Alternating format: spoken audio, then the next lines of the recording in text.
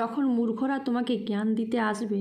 যখন বলবে তুমি তো মেয়ে, তুমি এত বোঝো, তখন তুমি একদম সরাসরি বলবে আমি মেয়ে ছেলে বলেই বুঝি, তোমার মতো বলদ না। আগে তোমার ব্রেনটা পরিষ্কার করো, তারপর অন্যর সাথে কথা বলতে আসবে।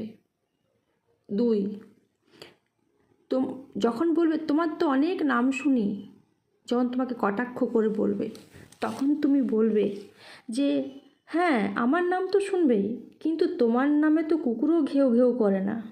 আগে নিজের মুখটা দেখো আয়নাতে, তারপর অন্যের মুখটা দেখো।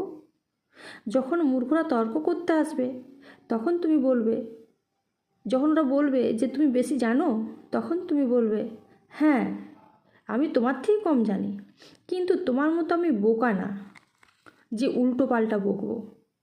যখন মূর্খরা তোমাকে অপমান করতে আসবে, তখন তুমি তাদেরকে পাত্তা দিও না। ওদেরকে বলবে যে তুমি যে লেভেলের মানুষ, সেই লেভেলের মানুষের সাথে কথা বলো, তোমার সঙ্গে কথা বলার মতো আমার সময় নেই।